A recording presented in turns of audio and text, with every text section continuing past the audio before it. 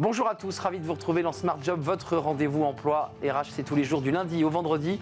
Débat, analyse, expertise et vos rubriques habituelles évidemment. Bien dans son job aujourd'hui, les green skills, on va tout vous expliquer, c'est évidemment les enjeux écologiques, climatiques portés par justement la tech. On va en parler avec Marie-Clotilde Manger, elle est notre invitée, vice-présidente RH et RSE chez Viséo. Les entreprises s'engagent. On va parler aujourd'hui de la prévention des violences conjugales. C'est un sujet qui est porté par Guillaume Richard. Il est le PDG et le fondateur de WeCare. Il viendra nous parler de son engagement. Il est notre invité dans Les entreprises s'engagent. Et puis le Cercle RH, un grand entretien aujourd'hui. Elle se fait rare dans les médias. Annick de Vancel, la DRH Group de Sodexo. On parlera d'une plateforme sociale évidemment qui va servir dans tous les pays où intervient la Sodexo. Et puis on parlera de l'égalité femmes-hommes, entreprises très engagée. Puis dans Fenêtre sur l'emploi, et si on proposait une alternance pour les seniors, oui, on a beaucoup parlé des jeunes, un jeune, une solution, ça peut marcher aussi avec les seniors. On en parlera avec Delphine Gouchot, elle est experte en stratégie de partenariat et marque et ancienne directrice exécutive à l'ESSEC Sport Chair. Voilà le programme, tout de suite c'est bien dans son job.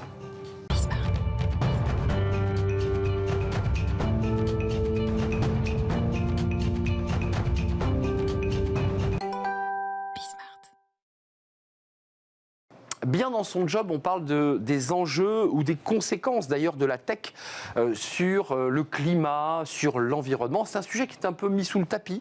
On en parle un petit peu, mais pas trop. Marie-Clotilde Manger, vous bougez la tête parce que vous allez parler de ce sujet, vous le portez d'ailleurs. Vous êtes la vice-présidente RH et RSE chez Viséo. Viséo qui est une ESN. Donc qui va chez, pour le dire simplement, qui va chez des clients. Qui va en mission chez les clients, les accompagner dans leurs projets de transformation numérique. Alors ça, c'est, j'irai la partie business. Mais vous découvrez quand même au fur et à mesure de cette implication chez vos clients qu'ils sont à la recherche et demandent conseil, parce qu'ils ont bien conscience qu'évidemment tout ça consomme de l'énergie et a des enjeux. Commençons d'abord par l'interne, parce que vous avez commencé par vous dire, après tout, pour qu'on ait des ambassadeurs pour porter le message, il faut que les collaborateurs soient impliqués. Ça a démarré comme ça. Exactement.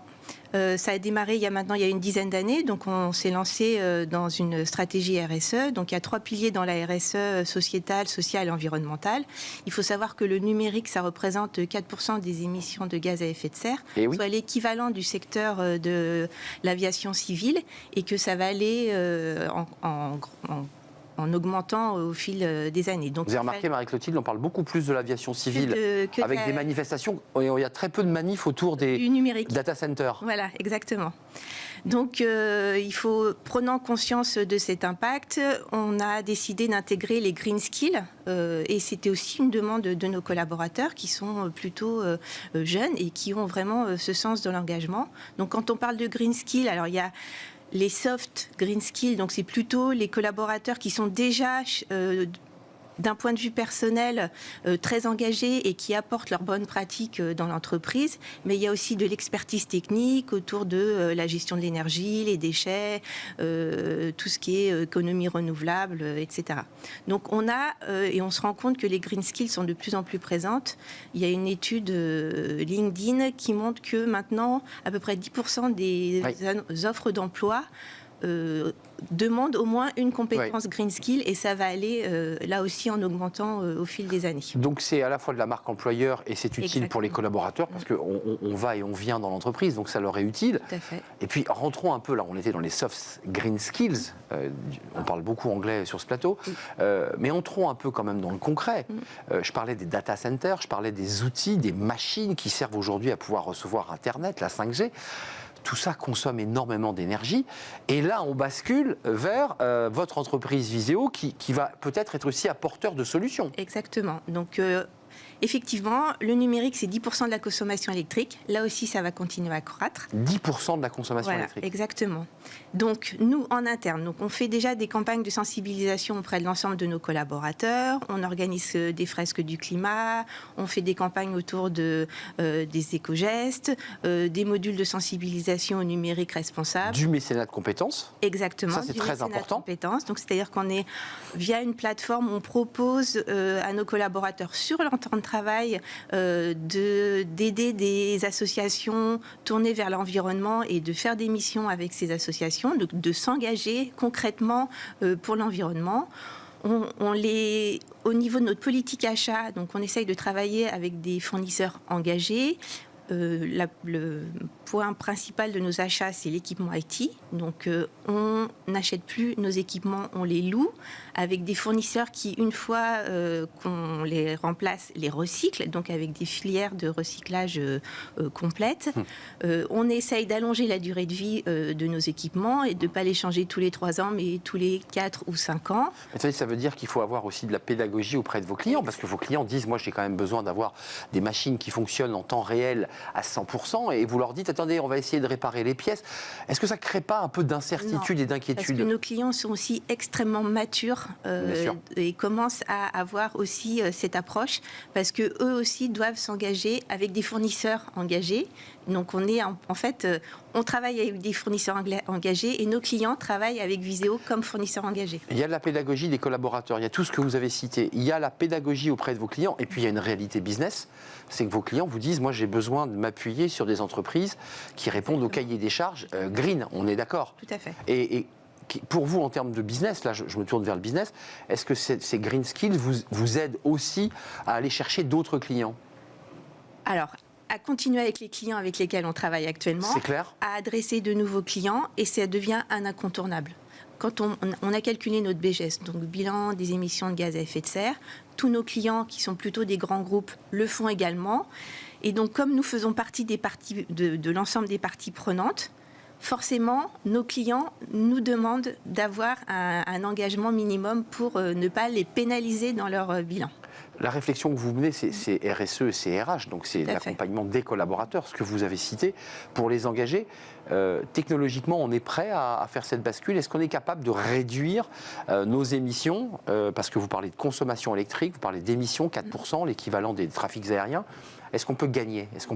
Oui, on peut gagner, rien qu'avec des petites choses. Le soir, quand vous arrêtez de travailler, vous débranchez votre ordinateur, vous débranchez votre... Tout bêtement. Tout bêtement. Déjà, rien qu'avec ça, on gagne. Rien qu'en prolongeant une année votre équipement, vous gagnez. Donc, il y a quand même des petits gestes très simples qui permettent de gagner. Et après, c'est aussi dans les missions de nos collaborateurs où on essaye de faire moins de déplacements ou d'avoir des déplacements plus orientés sur de la mobilité durable pour là aussi réduire notre empreinte carbone. Marie-Clotilde Manger, ça fait 10 ans. Ça s'est accéléré depuis quand, là? J'ai le sentiment qu'il y a une accélération. Exactement, ça s'est accéléré depuis 3-4 ans. Et on sent que c'est une attente à la fois des clients, mais aussi de nos collaborateurs qui sont vraiment très engagés et qui demandent à l'entreprise de s'engager également. Merci Marie-Clotilde Manger pour cet engagement, parce que c'est le vôtre et puis c'est aussi l'engagement de tous les collaborateurs de l'entreprise et au plus haut sommet de l'entreprise. Exactement. Parce que ça part d'en haut. Ça part d'en haut. Il faut une volonté politique sur ces sujets, avec des chiffres qui sont un peu alarmants quand même autour de la consommation électrique et des émissions de gaz à effet de serre. Merci Marie-Clotilde Manger de nous avoir rendu visite, vice-présidente RH et RSE chez Viséo. On tourne une page et puis on va s'intéresser maintenant aux entreprises, à notre réseau Les Entreprises s'engagent, qui n'est d'ailleurs pas le nôtre, et on va accueillir un patron fondateur très engagé en direction dans la lutte des violences conjugales.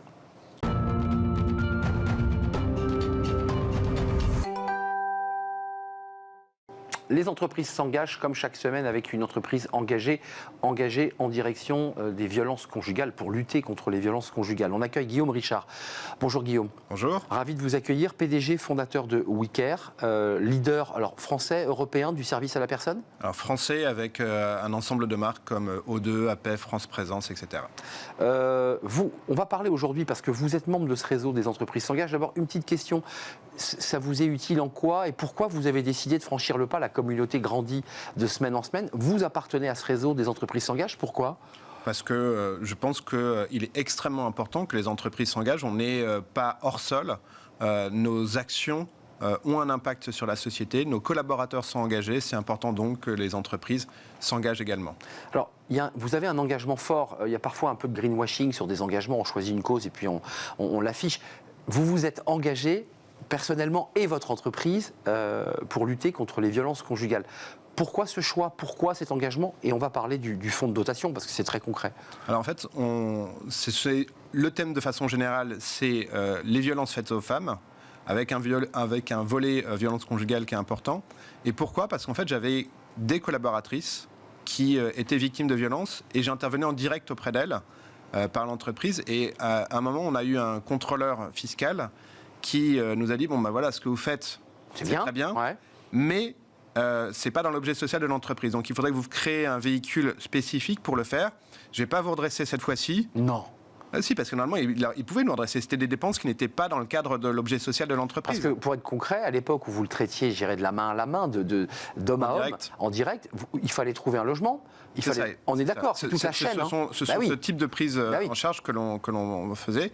Puis donc, c'est pour ça qu'on a créé ce fonds de solidarité qui est doté d'un peu plus de 5% des actions du groupe. Donc, c'est quand même beaucoup. C'est-à-dire, concrètement, plus de 5% des bénéfices de l'entreprise sont affectés à ce fonds de solidarité qui a deux grandes causes, les violences faites aux femmes et l'égalité femmes-hommes, notamment dans l'univers professionnel. Et de façon extrêmement concrète, on intervient sur 3 volets.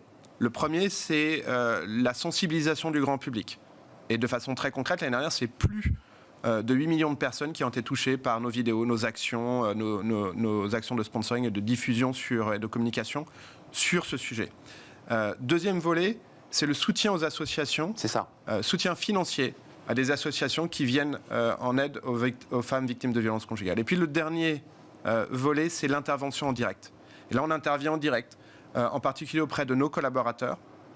Et en 2019, on avait fait le point très précis sur le nombre de collaboratrices qu'on avait accompagnées. Et dedans, il y avait 9 cadres. 9 femmes cadres. Donc, ce n'est pas uniquement ceux qui sont dans les fonctions. Non, c'est ce que je croyais au départ.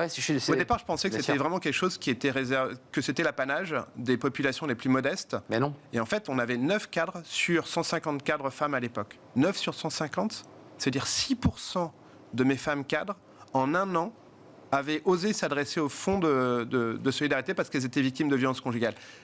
6% en un an. Rendez-vous compte, 6% en un an. C'est-à-dire, je vous laisse faire le calcul sur 10 ans. Sur des femmes cadres. Et donc, malheureusement, c'est un sujet qui est extrêmement important. Et en plus, c'est uniquement celles qui ont osé... C'est ce que j'allais vous dire. ...contacter le fonds. Mais bien sûr. Qui ont eu le courage de dire, voilà, je suis victime, aidez-moi. Mais juste un détail, on a ce chiffre qu'on va voir, 208 000 victimes de violences conjugales enregistrées, c'est plus 21 par rapport à 2020, qui revient aussi à s'interroger sur le fait que vos actions permettent aux femmes de se libérer. Absolument. Et de libérer la parole. Ça libère la parole. Donc c'est pas parce qu'il y a plus, c'est parce que les femmes s'expriment plus librement pour aller au commissariat. On peut espérer. En tout cas, je l'espère. Enfin, il semblerait que ce soit cette piste, mais le mot est impropre, mais le sourcing, comment vous faites? Comment ces femmes ont pu... et vous dites peut-être pas toutes d'ailleurs, ont pu aller prendre contact. Il y a des antennes, vous avez des délégués violences conjugales. C'est important parce que... On a une déléguée générale et on communique très largement et très fortement en interne. Et bien évidemment aussi on essaie au maximum en externe pour lutter contre ce fléau parce que c'est quand même un truc qui est sur le fond absolument dégueulasse et la force, c'est l'arme des faibles.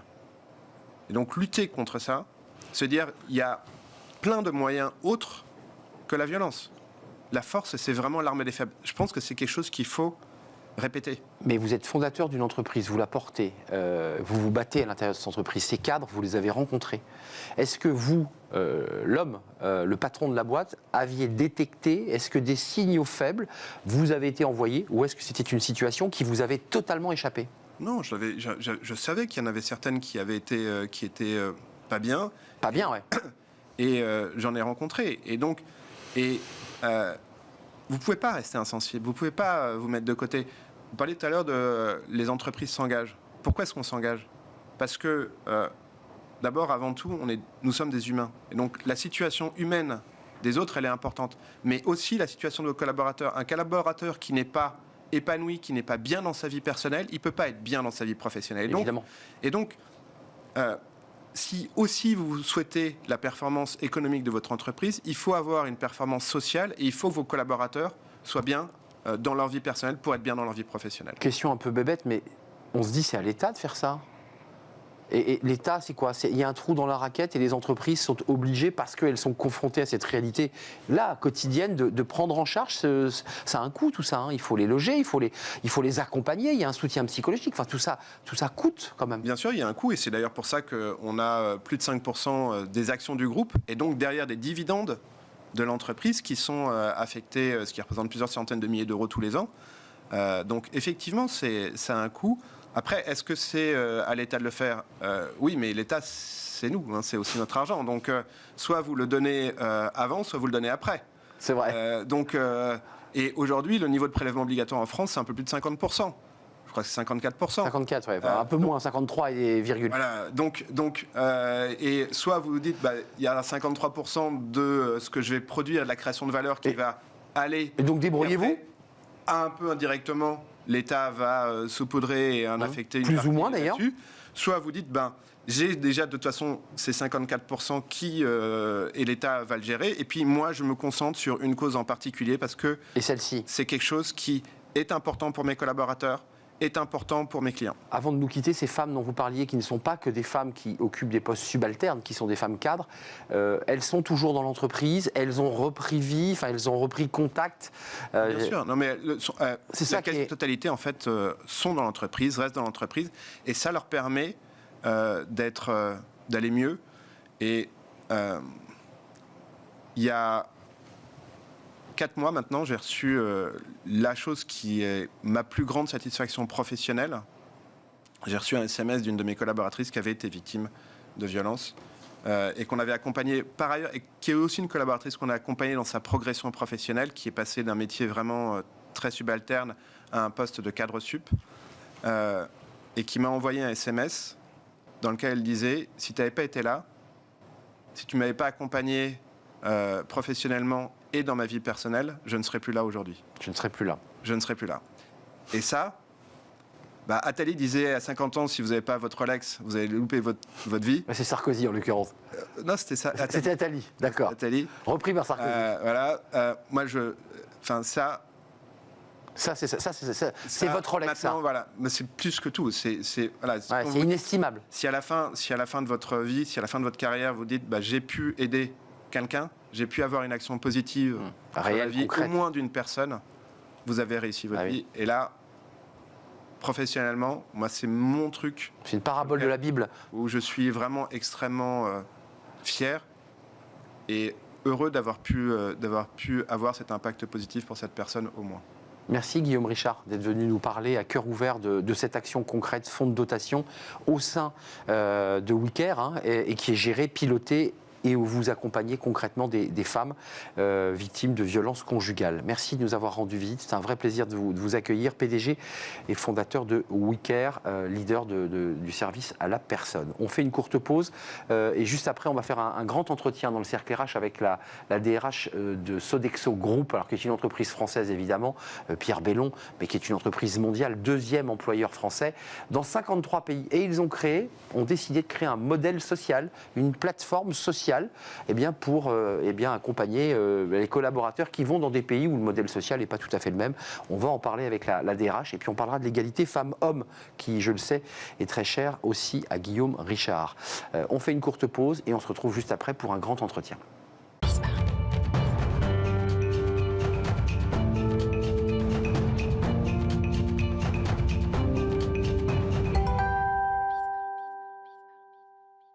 Le cercle RH est un grand entretien aujourd'hui avec une personnalité qui se fait rare. Elle est DRH d'un grand groupe français, Annick Devancey. Merci d'être avec nous. DRH groupe de la Sodexo, alors qui est une marque que les Français connaissent, mais qui est une histoire entrepreneuriale incroyable, créée par Pierre Bellon. C'est d'ailleurs sa fille qui est aujourd'hui aux commandes de l'entreprise, une femme donc, et vous êtes la DRH groupe, c'est-à-dire qui gérait l'ensemble de l'entreprise dans les 53 pays. 53 pays dans le monde. Arnaud Hardouin. Ravi de vous accueillir, Annick Devancey. De votre invitation. On va parler de votre engagement, on va parler de Vita, qui est un programme pour justement peut-être transposer notre modèle social, en tout cas nos droits, le droit du travail dans certains pays où le droit du travail existe moins. Puis on parlera de l'égalité femmes-hommes. D'abord, vous, en tant que DRH, membre du COMEX, est-ce que vous avez le sentiment que la crise Covid a donné, je dirais, plus de visibilité au métier de DRH? Est-ce que vous avez ce sentiment-là aujourd'hui, que les DRH sont quand même, et c'est la preuve aujourd'hui, beaucoup plus dans la lumière? Je ne sais pas si la crise du Covid a donné plus on va dire, de place aux DRH. Les DRH aujourd'hui sont au cœur de toutes les transformations d'entreprise. Alors, c'est en plus chez nous, chez Sodexo, c'est d'autant plus vrai puisque nous sommes une entreprise d'hommes et de femmes de 425 000 personnes, à peu près 422 000. Deuxième employeur français. Deuxième employeur français dans le monde, vous l'avez dit, dans 53 pays. Donc c'est une surface qui est extraordinaire et chaque personne chez nous, en moyenne, supporte 3 autres personnes. Donc c'est une responsabilité qui va au-delà simplement de nos salariés quand on est DRH d'une entreprise comme Sodexo, puisque ça touche à environ 1,2 million de personnes sur la planète. Voilà. Restauration, alors collective, mais pas seulement, parce qu'il faut resituer les enjeux du groupe, puis on va parler ensuite de Vita, mais pour qu'on comprenne bien, la Sodexo, c'est plus la cantine avec son plateau où on met 1 kilo de purée et un steak haché, c'est pas ça, c'est plus ça en tout cas. Non, absolument. Et donc Sodexo est connu plutôt par ses métiers, on va dire, autour de la restauration collective, mais c'est aussi l'événementiel avec Sodexo Live. On opère à l'Opéra de Sydney, on opère Roland-Garros, là où on est partenaire des JO de Paris 2024. Combien? 6 000 personnes? J'ai vu que... On recrute 6 000 personnes. Vous recrutez 6 000 personnes, il faut quand même le dire. Absolument. C'est ouvert là, les recrutements, je parle à la DRH. 6 000 personnes. 6 000 personnes immédiatement pour qu'effectivement on puisse faire le plein pour nos équipes pendant les Jeux Olympiques. C'est du luxe aussi la Sodexo. Il y a la Tour Eiffel, il y a... Oui, nous avons aussi le nôtre. Qui a une école de formation remarquable. Et puis on a des métiers aussi sur ce qu'on appelle le Facilities Management. J'ai découvert qu'on avait 273 métiers chez Sodexo, avec des métiers extraordinaires. Par exemple, on a des personnes qui sont très expertes et qui entretiennent par exemple des scanners ou des IRM dans les hôpitaux. Ce sont vraiment des métiers précis. Extraordinaire. Basculons dans le monde, parce que vous dirigez le DRH du groupe Vita, le programme Vita. Est-ce que, en synthétisant, je me suis dit en préparant l'émission, en fait, c'est notre beau modèle social et notre code du travail qui est si souvent contesté, parce qu'on le trouve trop épais, trop volumineux, il faut le dégraisser. En même temps, il y a un peu de ça dans l'idée de Vita, c'est-à-dire que vous transportez des droits et des règles où vous allez dans des pays un peu exotiques, où le droit du travail parfois n'existe pas, ou est vraiment empirique. Alors c'est vraiment tout ça, c'est l'enjeu du programme Vita by Sodexo.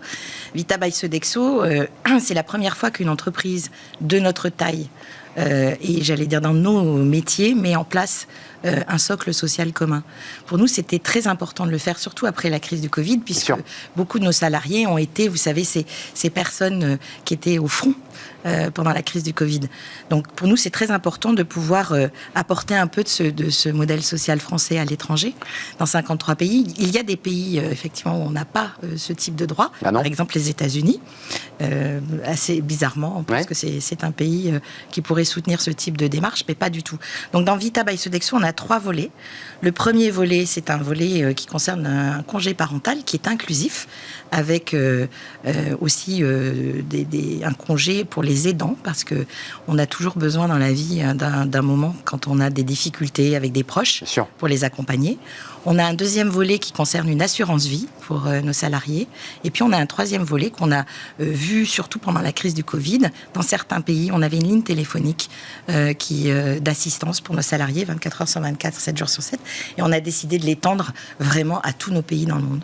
Donc dès lors que vous avez un an d'ancienneté dans l'entreprise, vous allez pouvoir bénéficier de ce programme qui va être déroulé progressivement, on va dire, sur les 3 prochaines années, puisque c'est quand même compliqué. C'est 2023, hein.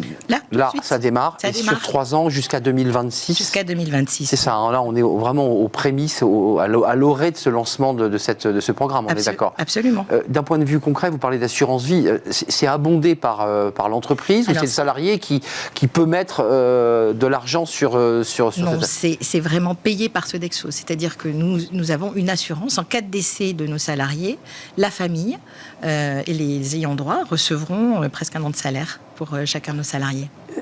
Ça a dû être complexe, parce que là vous nous le présentez, le produit est dans la lumière, il est en vitrine, mais tout l'amont, tout le backup, toutes les réunions pour vous dire mais sur quoi on va partir, c'est quoi les thèmes qu'il faut choisir.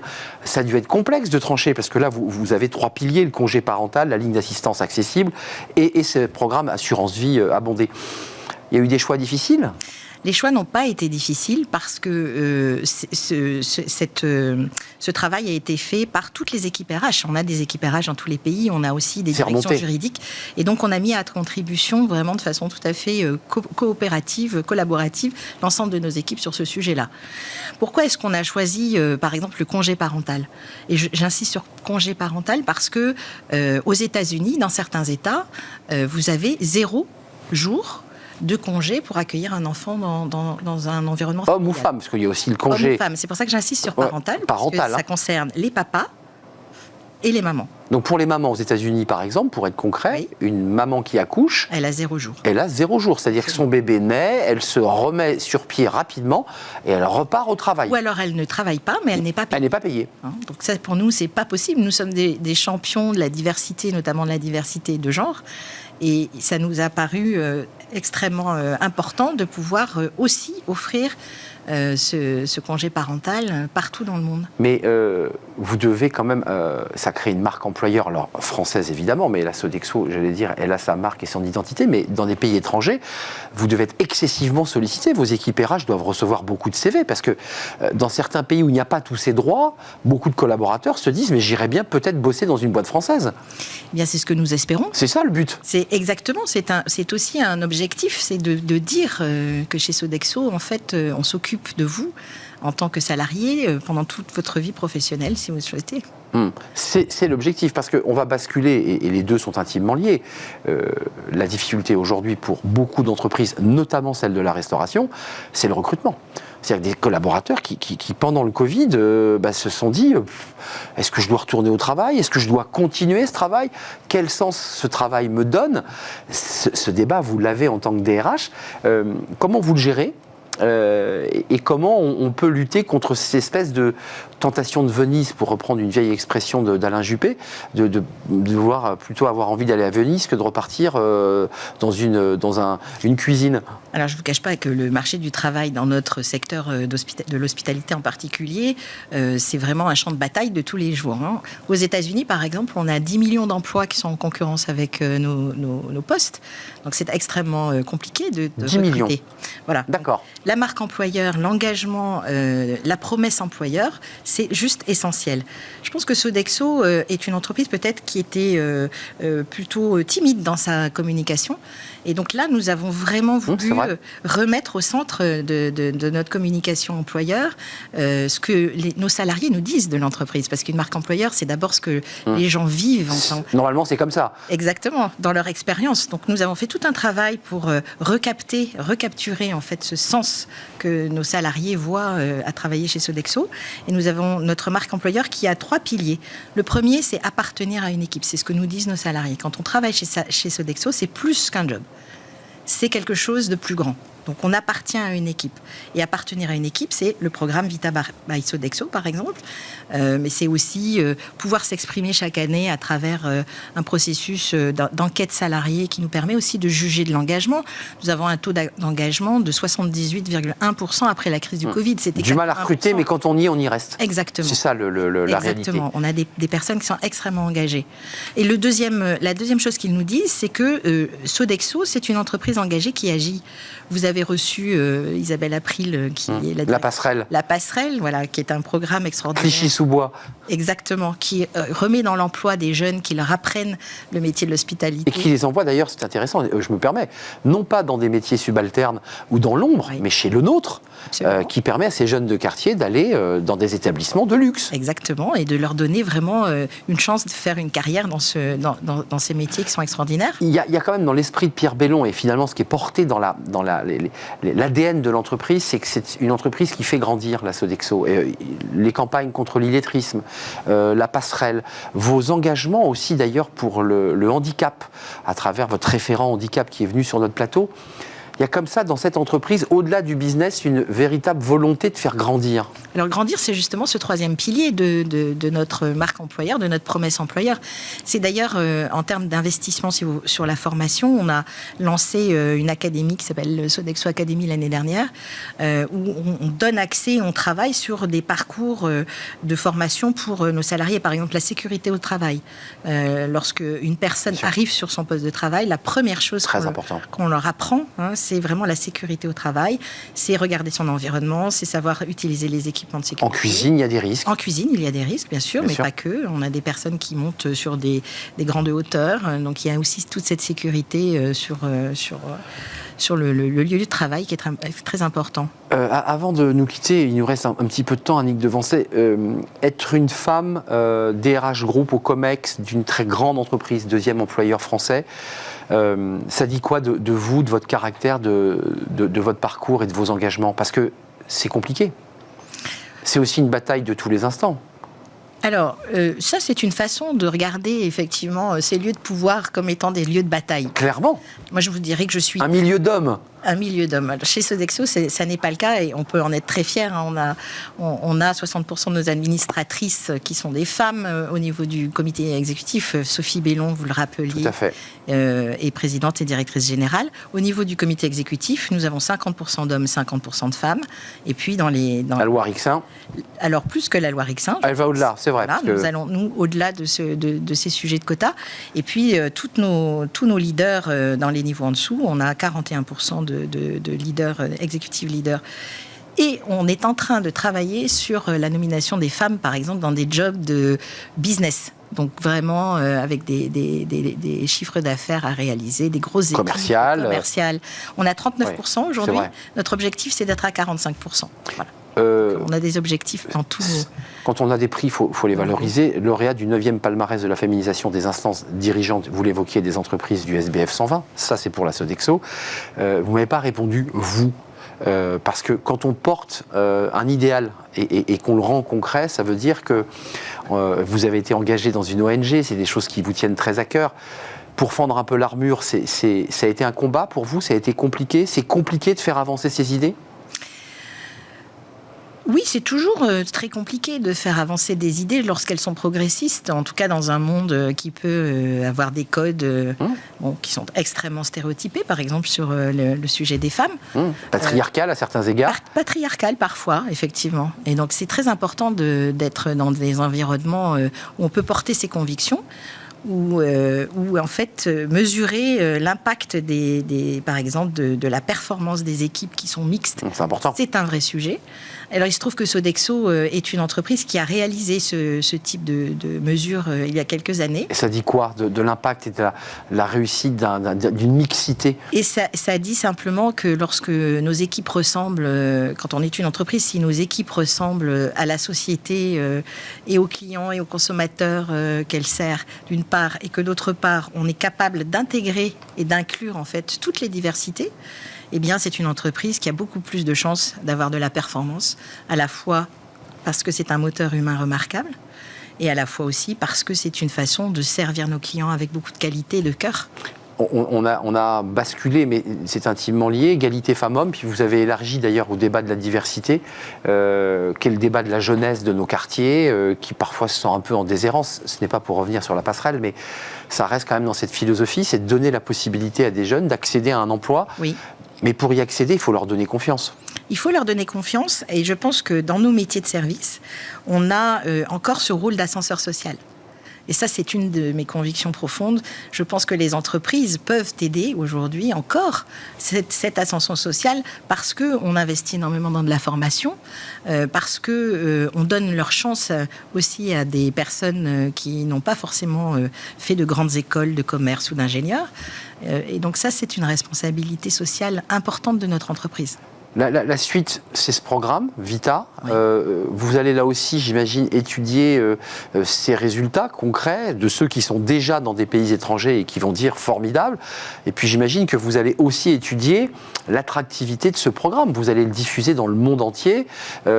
C'est quoi les pays sur lesquels vous dites on a des attentes? Vous avez beaucoup parlé des États-Unis.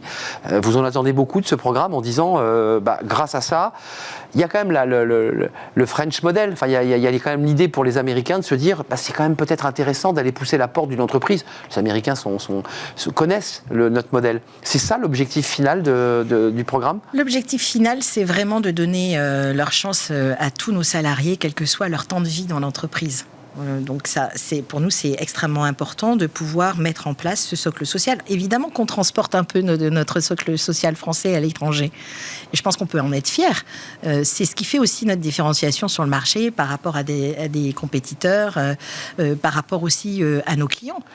Je pense que c'est très important. L'effet miroir. L'effet miroir, Bah oui. On parle de symétrie des attentions. Exactement cela. Je suis bien traité dans mon entreprise, donc je le rends à mes clients. Avant de nous quitter, parce que ça c'est une question, je dirais presque d'experte, mais vous êtes aussi une experte des ressources humaines, on est quand même, avant de nous quitter, dans une petite révolution du travail. Enfin, et notamment lorsqu'on est DRH d'une entreprise où, globalement, on peut difficilement couper la carotte en télétravail, où tout se fait aussi manuellement, où on fait cuire dans des bacs. Comment ça se vit pour quelqu'un qui a une vue, une connaissance de ce domaine RH? C'est une révolution qu'on vit là. C'est une révolution. Alors, vous parlez par exemple du travail hybride, qu'on a beaucoup vu se mettre en place avec le Covid. Alors chez nous, on était une entreprise globale. Donc aujourd'hui, on a 5% à peu près de notre population. 5% chez Sodexo, ça fait 50 000 personnes qui effectivement sont dans un travail de bureau. Donc on applique le travail hybride. Là, ça marche. Et comme on travaille de façon tout à fait globale, toute la journée, on utilisait déjà ces outils. Ça marche. Voilà, ça marche. Mais vos salariés qui vous disent, mais nous, on ne peut pas télétravailler. C'est une vraie question. Eh oui. C'est une vraie question, Arnaud, parce que je pense que ce sont des sujets d'innovation RH sur lesquels il faut absolument que tout le monde se penche. Et on a des réflexions, par exemple, sur des plannings de semaines d'activité sur 4 jours.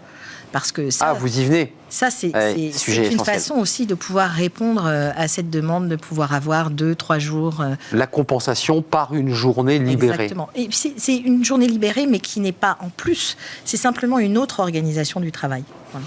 Merci de nous avoir rendu visite. C'était un vrai plaisir, Annick Devancet, DRH groupe du groupe Sodexo, en particulier ce programme Vita qui démarre.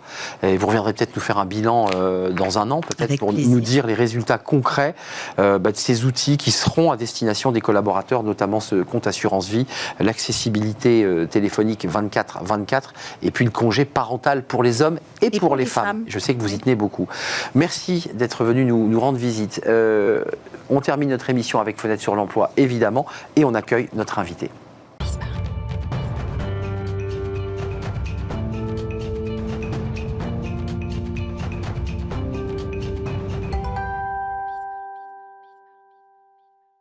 Fenêtre sur l'emploi, et on va parler alors des seniors. Vous allez me dire, ce mot est impropre, mais on en parle tous les jours dans l'actualité à l'occasion de cette réforme des retraites index senior, la manière dont on accompagne ces plus de 55 ans à l'emploi. Et on accueille Delphine Gouchot. Bonjour Delphine. Bonjour Arnaud. Alors, vous y tenez, je vais le préciser, vous venez en citoyenne aujourd'hui, mais vous avez quand même fait quelques petites choses dans votre vie, experte en stratégie de partenariat et de marque, et puis vous avez été ancienne directrice exécutive et Sex Sport Chair. Et vous portez une idée, et c'est ça dont vous nous parlez aujourd'hui sur le plateau, de se dire, après tout, on a fait un jeune une solution, on a fait de l'alternance, ça a cartonné, Thibaut Guy, lui, vient sur ce plateau très régulièrement. Vous portez quelque chose qui paraît simple, un senior, une alternance. Oui. C'est ça votre projet? Oui. Effectivement, merci Arnaud déjà de me recevoir. Moi, je viens ici en tant que citoyenne, et c'est important de le souligner en cette période qui est plus que tendue. Donc, je viens ici en tant que citoyenne. Je suis moi-même une senior, et je vais le dire à tout le monde, j'ai 57 ans. Ah. Voilà, au moins c'est dit. Néanmoins, je suis une grande sportive, et à mon niveau, j'essaie de réfléchir et de proposer des solutions, mais des solutions citoyennes. Parce que dans le sujet qui nous soucie tous en ce moment, c'est en tout cas dans les murs de l'Assemblée, oui. Et un peu dans la rue, c'est effectivement l'âge. C'est la pyramide des âges. Et je pense qu'on peut trouver des solutions, et les solutions, elles vont venir tous ensemble, de toutes les parties prenantes. Et aujourd'hui... Ouais, Delphine, je vous coupe. Vous avez sous le bras cette idée. Vous l'avez présentée aux institutions politiques. Je crois que vous avez quand même fait quelques démarches. On vous dit quoi ? Non, alors j'ai fait des démarches parce que je suis assez téméraire. Et effectivement, je pense que l'alternance pour les jeunes est probablement la plus belle des idées qu'on ait inventées depuis très très longtemps. Clairement. Pourquoi ?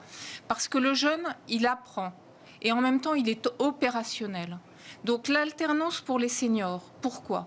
Parce qu'aujourd'hui, on est dans un monde où tout va vite, où tous les métiers changent. Il fut une époque où j'avais présenté au MEDEF la richesse des métiers en France. Et donc l'alternance pour les seniors, pourquoi ? Parce que je pense que, comme le bon vin, quand nous avançons dans la vie, l'image est peut-être un mauvais raccourci, moi je l'aime bien. On se bonifie avec le temps. On se bonifie avec le temps. C'est vrai. Et que quand tout bouge et que nous perdons des repères, comme dans toutes les familles, c'est l'aïeul, c'est la personne qui est au-dessus qui porte des projets et qui rassure. Concrètement, comme le temps presse, et vous reviendrez nous en parler peut-être plus en détail, peut-être en présence de Thibaut Guilhuy, tiens, on lui lance une invitation. Ça marche comment ? C'est un senior qui était cadre, mais qui pourrait faire une formation CAP cuisine, pâtisserie. Non, vous souriez, mais ça serait ça l'idée ? C'est quoi ? Alors, il y a plein d'idées. Quand vous soulignez CAP pâtisserie, vous pensez probablement à notre ami commun qui est Nicolas Bergerot. L'atelier des chefs. Et quand on voit le succès de l'atelier des chefs, qui n'est pas uniquement de la cuisine, qui est maintenant tous les métiers. 12 métiers. Voilà, c'est là une très belle preuve. Ce que je veux dire, c'est qu'il y a les seniors qui sont en poste et les seniors qui sont en recherche. Moi-même, je recherche un nouveau challenge. Mais ce n'est pas le propos aujourd'hui. Donc je fais une alternance, je trouve un système où je vais me reformer une semaine, puis je vais 3 semaines chez un employeur qui m'embauche. C'est encore plus profond que ça. Aujourd'hui, quand vous êtes à Pôle emploi, et puisque vous citiez M. Guilhuy tout à l'heure, il y a un nouveau projet qui va venir après Pôle emploi, qui est France Travail. Absolument. On vous propose des formations. Ces formations sont des formations au rabais. Je suis désolée de le dire, je préfère le dire parce que je le vis moi-même. Là, c'est de dire, les entreprises ont des besoins, elles ont des moyens. Quand vous citiez que j'étais à l'ESSEC. À l'ESSEC, ce sont les entreprises qui payent des belles formations.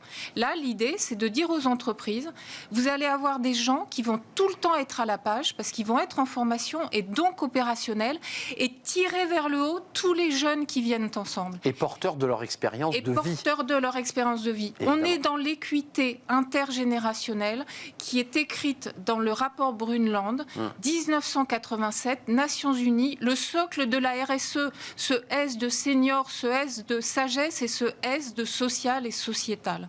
Et l'alternance pour les seniors est une solution aujourd'hui pour tous, pour les entreprises, pour les pouvoirs publics et pour les personnes qui le vivent. Mais vous avez raison, parce que soit on fait effectivement des baisses basiques de cotisation qui est évoquée pour faire venir le senior ou le garder, ou alors on lui propose une autre vie, parce que finalement derrière votre projet, c'est une deuxième ou une troisième vie pour cette personne. Mais c'est même pas une deuxième ou une troisième vie. La pyramide des âges est là. Je vais vous donner une fois de plus un témoignage personnel. Mon papa a 85 ans.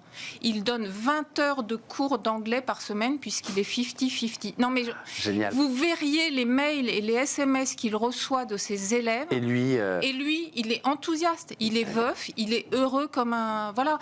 Donc, ça donne un sens à sa vie. Et surtout, on est dans un pays où on nous dit qu'il y a des problèmes d'argent, des problèmes d'opposition. Pourquoi opposer les jeunes et les vieux, les riches et les pauvres ? On a des soucis financiers parce qu'il y a plein de sujets à entreprendre aujourd'hui dans le cadre de la transformation de la société. Évidemment. Plutôt que de donner des aides dans le vide, là, nous allons investir tous ensemble et y arriver.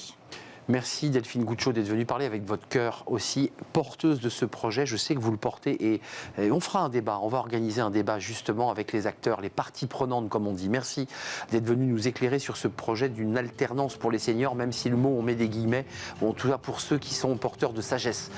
Merci de nous avoir rendu visite, experte en stratégie de partenariat. Merci à vous, nous sommes en retard.